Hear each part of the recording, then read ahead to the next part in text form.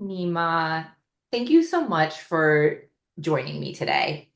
Um, I know, to share with our community, this is a little out of the comfort zone for both Nima and I. We don't really like to be the center of attention, and we definitely don't like to be kind of like photographed and video recorded, but we're pushing edges here, with each other. So I just want to start off by expressing gratitude that not only you're willing to be here with me today, but over the course of the next year, you're willing to like push that edge for yourself and to start being more vulnerable and more forward facing and more kind of exposed in your journey through the Art of Circling program with our community. Yes. Anything you Yes, want to say about definitely. that, Nima? Yeah, definitely. Yeah, I mean, a little about me. I've always I have a social media. I do social media, but my Instagram is set to private and my Facebook, and I've never really done like a lot of externally facing interviews or put myself out there in that way, like in a very loud public way. And So this is in a way, I'm like, just to get very real on circling, like my thoughts right now are just feeling into how warm I feel. My face feels warm. I feel surprisingly shy because when you said not the center of attention, anyone who knows me loves that I'm being the center of attention. But so there's this like dichotomy of, I hope that's the right word, Mm, but of like being such a huge personality, and I like, you know, and but at the same time being really shy, and mm. also, yeah, so just kind of like an introvert Oh, extrovert in that way. yeah, I like that distinction that you're making of like, oh, amongst friends, when I'm feeling safe and secure, I actually do enjoy to be the center of attention. But, public, large group, unknown, then I go real introverted and shy. Mm, Yeah, thank you for yeah. that distinction. I'm gonna go, I never like to be the center of attention. So I was kind of projecting that on you as well. But And yes, I appreciate that because yeah. I resonate with like how I'm feeling right now. I mean, anyone who knows me in a circle or even a large group sometimes would be like, Nima. And so to be vulnerable about the fact that I actually feel shy, and also the element of not knowing who's watching this, when it seems to be Yeah.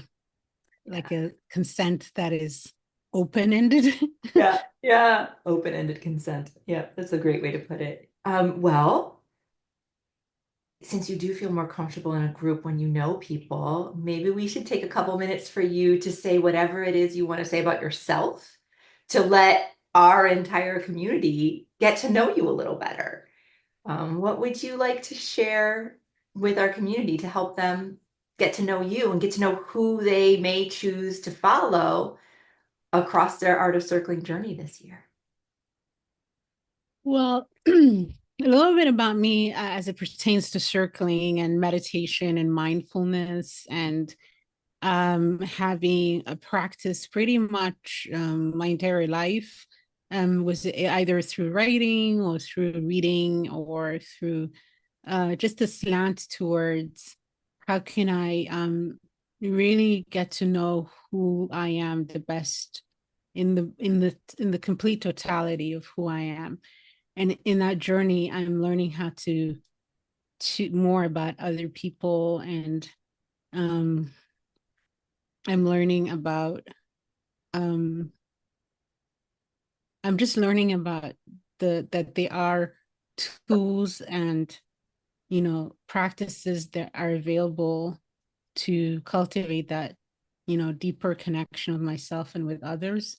Mhm. And I think that circling, and maybe this will piggyback on a question of what is circling, has definitely led me into like that as a practice of not just meditating with myself on the mat, but how can I carry that on the road and be in a relational space with people in a meditative relational space, to see what is happening for me on a Mhm. subjective level and what is happening objectively between us. Mhm.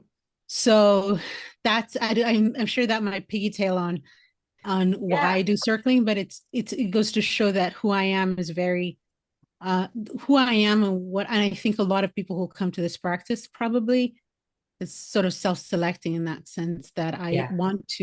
I do want to cultivate meaningful connection.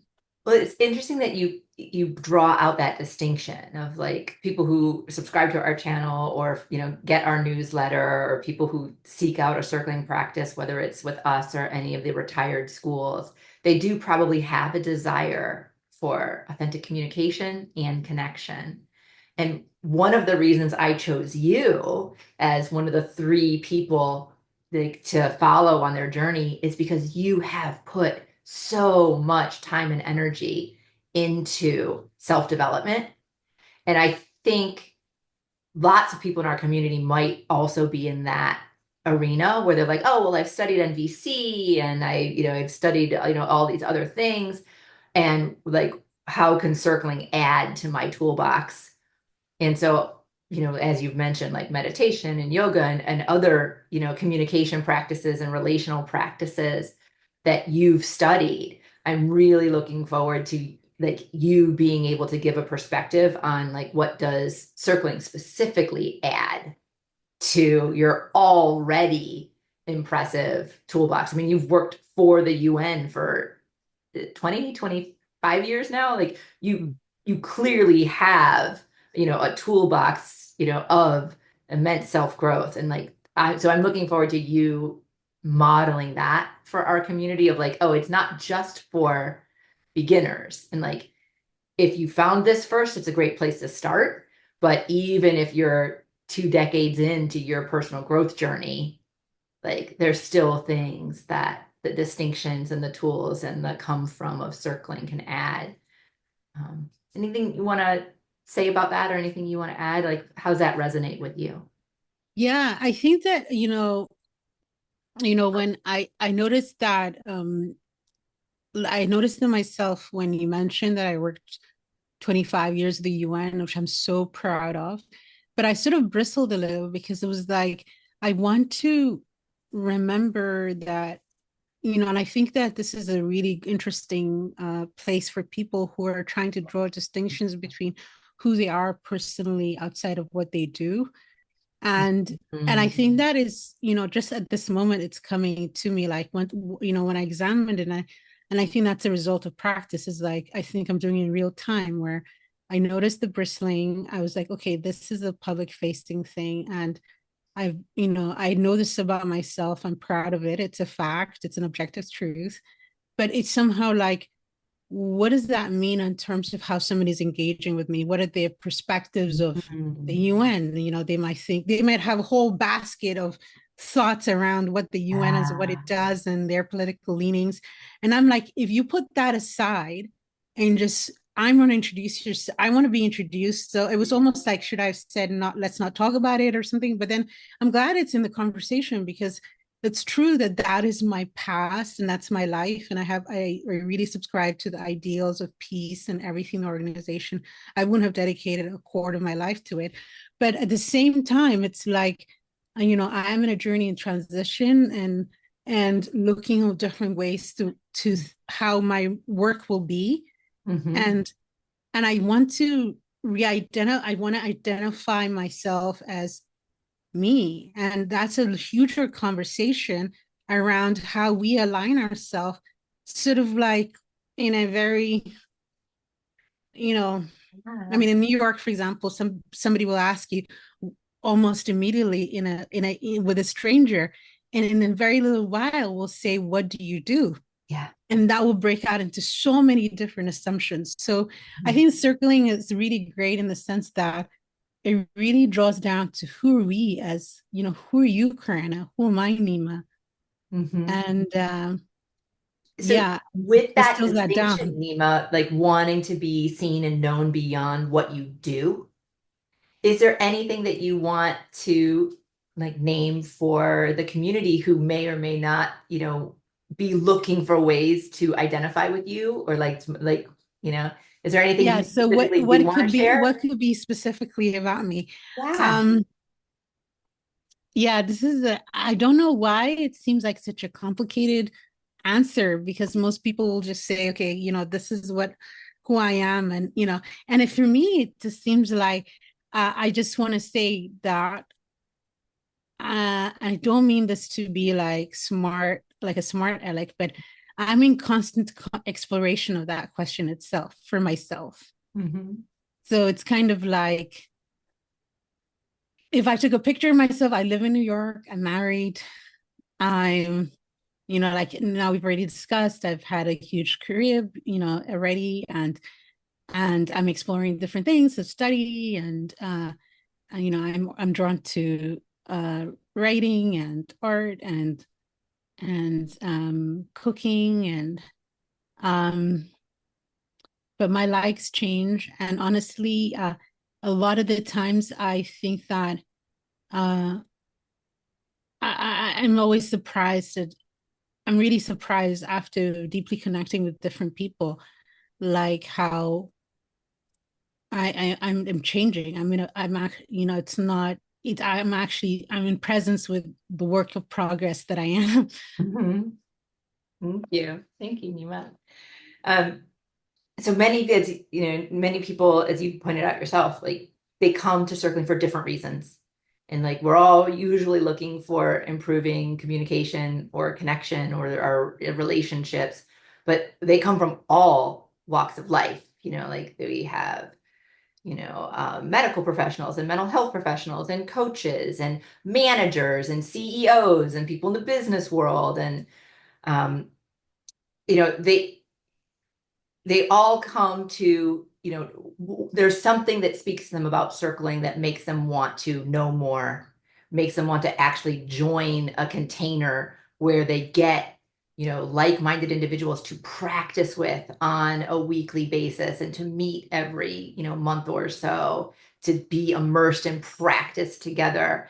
And I'm curious, what inspired you to want to be a part? Because I know you've been looking at it on and off for a couple years about joining the program. And so whether it's historical, like what first had you inspired to join the program, or what had you join it now, or anywhere in between, what kind of, you know, inspired you to want to be a part of this year-long intensive?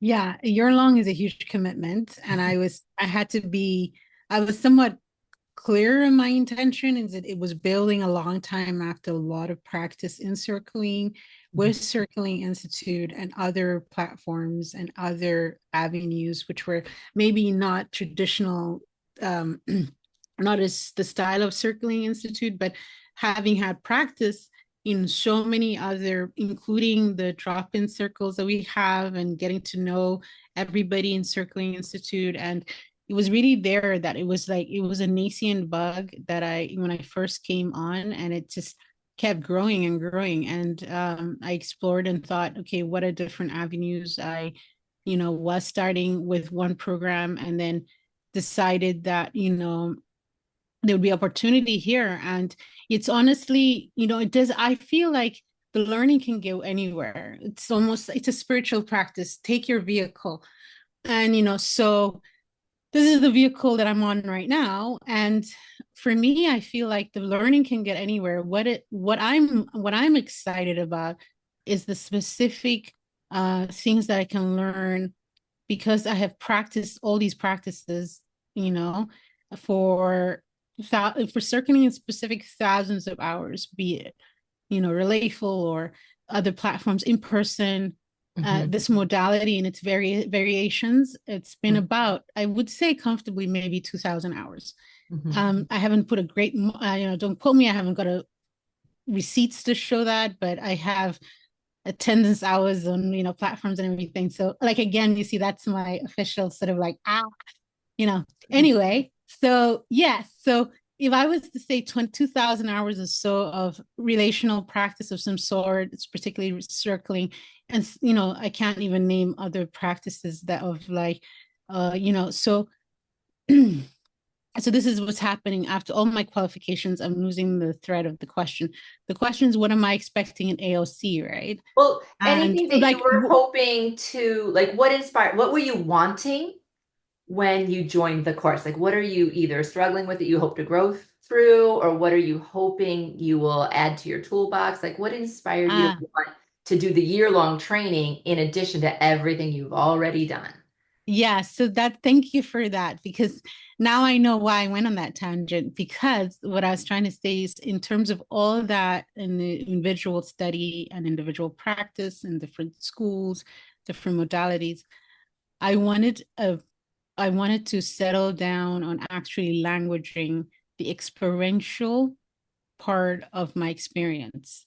And I think a lot of people who are doing that can sort of resonate in that you create a lot of hours of experience, but still struggling with languaging what you're experiencing is.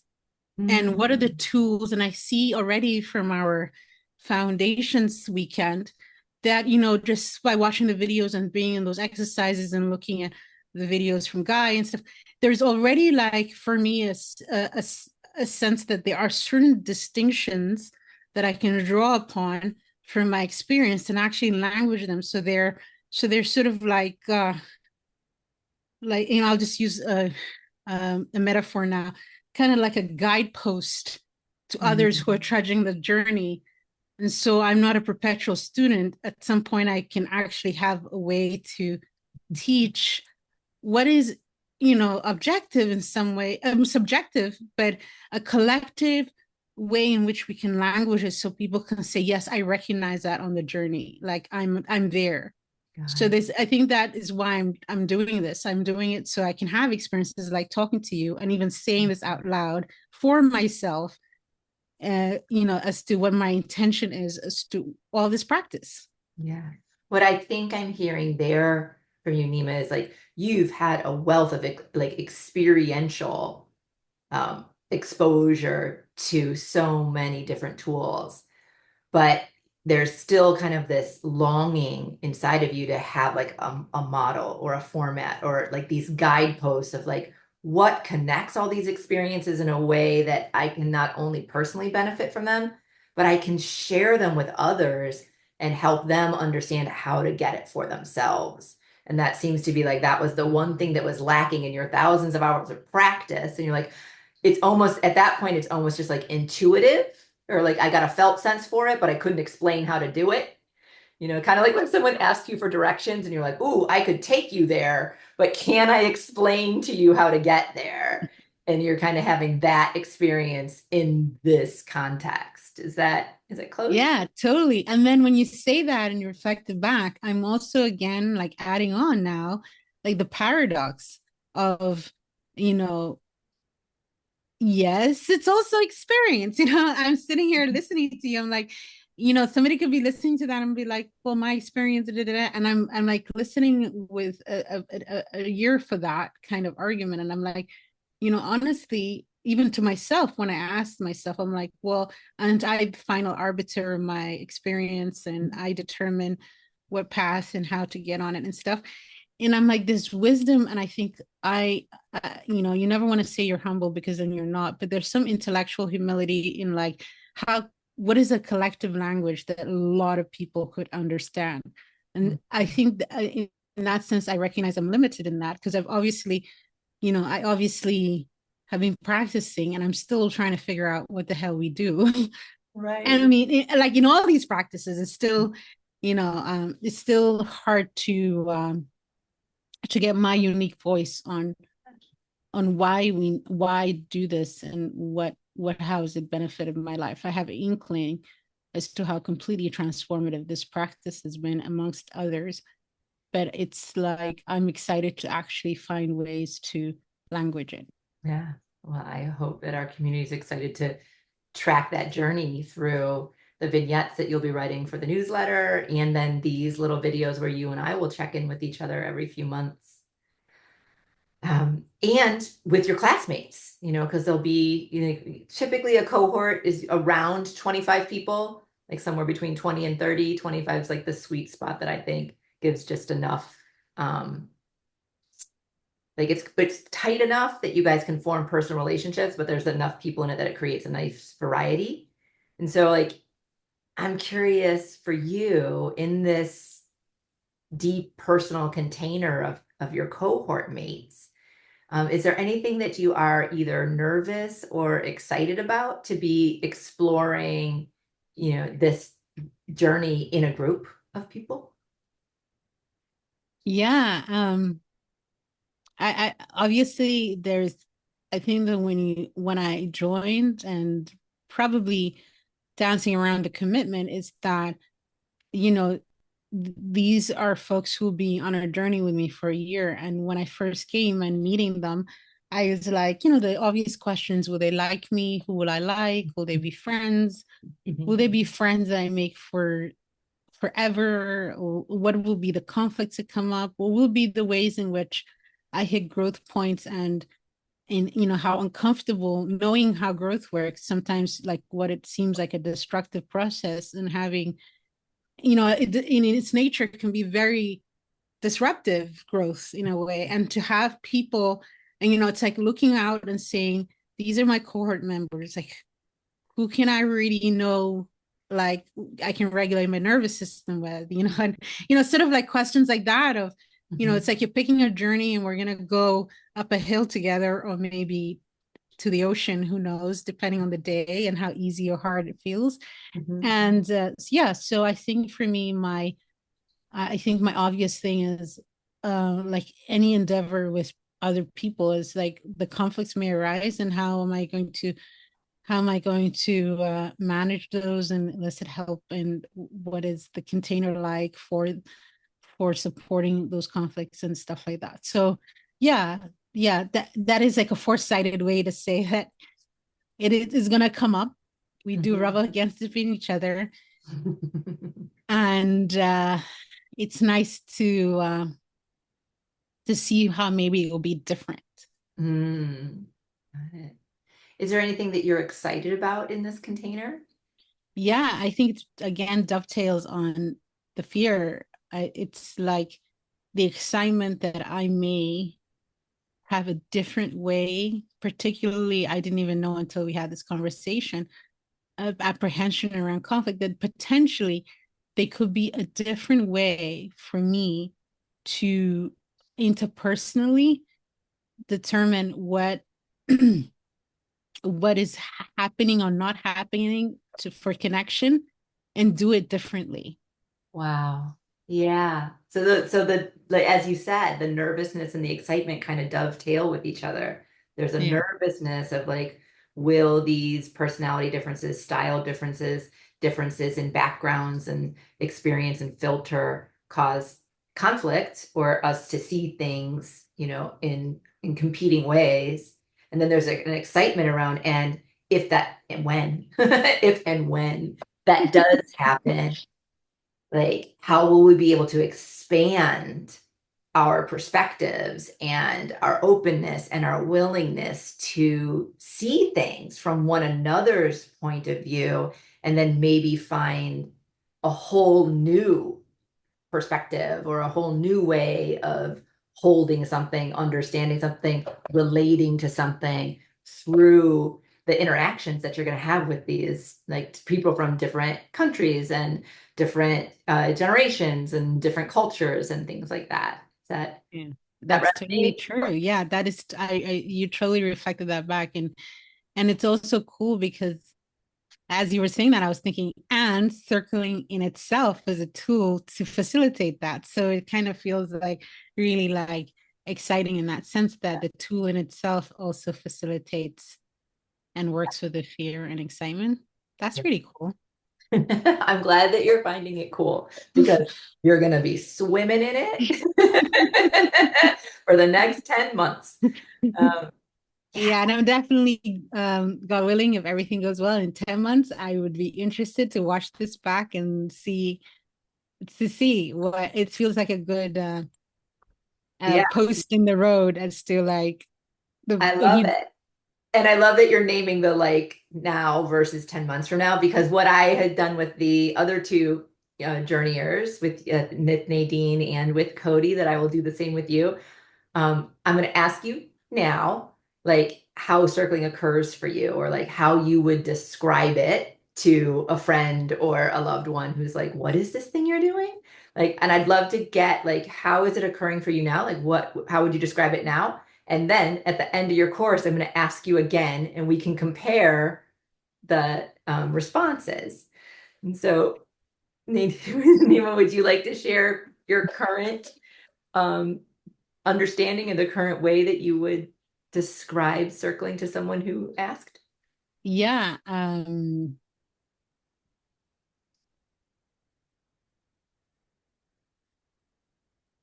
I think the best way I can describe circling, first of all, I would say it's something to be experienced. Mm-hmm. Um, so a lot of times when people ask me, I'll be like, come in, come for the drop-in, go for circling in a platform, whatever, find one, go in person, experience it. So like I say that with a caveat that everything I will say after this point to the people I love and anybody who comes my path and is asking me, it's like I will say what I think it is, but this is my experience, and it's truly, truly best benefited if you try it out. Mm-hmm. And from my experience, circling has helped me moment to moment identify what my experience is in relation to another person. Like now, I feel comfortable with you. I can name that I feel comfortable with you. I know you. I feel warm towards you. You're smiling. It makes me at ease. And I can verbalize that at a moment to moment. And with the hope that there's equal disclosure of what is happening moment to moment, and even non-disclosure of that is also allowed.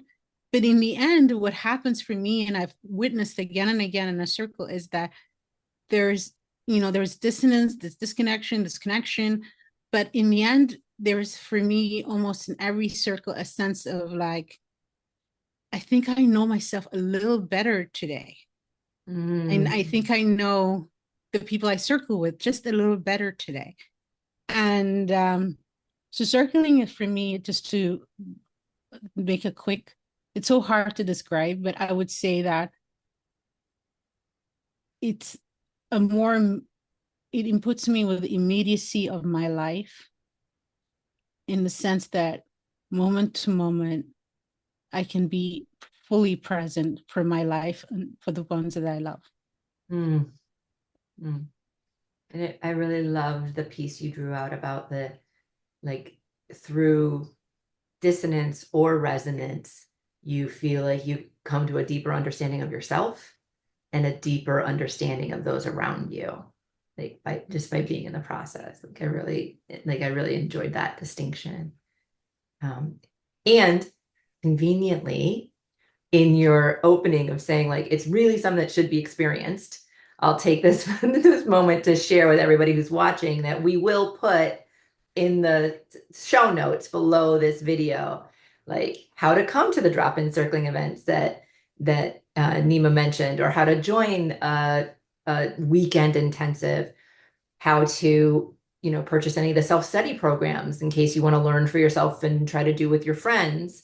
And I do think, depending on when you're watching this, the artist circling program that Nima and the other journeyers are in, I think we do still have 4 more spots available, and those spots will be available until November 15th of 2024. So if you're interested in joining them on the journey, that may or may not be available, like until they're sold out or until we hit November 15th. Um, but yeah, I love that you get it. It's kind of something that has to be experienced.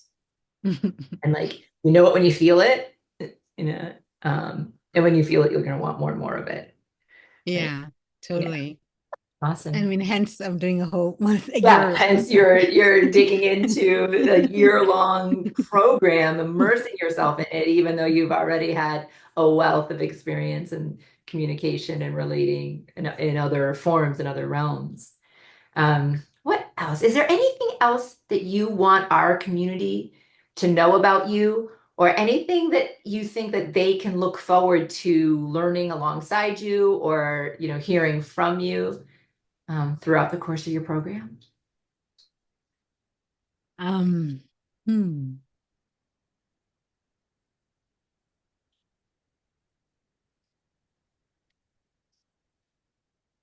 Yeah, I went to, I'm with, I'm with how I'm settling into what we've discussed so far, Mhm. and I'm settling into um what I'm taking as a deep question of like what to expect from me, and I'm sort of humbled with the the fact that we're going to be on a journey that's very personal, and I believe somewhat, even dare I say, sacred, because we are transforming who we know. Mhm. And I think I would say that I'm going to try and hold that with the care and intentionality that it deserves. And Mm. I hope to have grace for myself and others when I don't. Mm. Wow. Thank you. So we can look forward to watching you navigate this journey that you hold sacred with grace for yourself and others when you are aligned with who you want to be and how you want to show up, and even when you fall short of who you want to be and how you show up. And I think I'm hearing a commitment in there that you're not gonna sugarcoat or, just give us your highlight reel. Like you're committing to the community that like even when I have experiences that I'm not proud of, I'm gonna like be transparent with you and I'm gonna help. I'm gonna share those as well and hope that they can vicariously learn alongside you. You're not just gonna be given the highlights reel. You're gonna be like, I'm gonna share my struggles too, and even the points where I mess up. Is that Yeah, I go too far exactly. I mean, it there? might not happen publicly on the YouTube channel that we're going to do the interviews for, but I think with my cohort members and people who are watching this, in that intimate time that we're going to be spending together as as we're growing and becoming practitioners and potential teachers in this modality, is that yeah, let's. I'm going to keep it real. I'm gonna keep it real. I love it. Oh, thank you so much, Nima. It was such a delight getting to know you better and to hopefully letting our community know you better. I am so looking forward to not only the glimpses into you that the vignettes that you'll be writing for the newsletters will show as like what you're learning and the distinctions that you're getting, but to check in with you every couple of months and have these conversations with you as well. Great. All Thank right. you. Thank you, Nima. You have yourself a great day. You too. And I don't know. Oh, there it is. I couldn't figure out how to stop our recording. All right, darling. Thank you. Ciao, darling.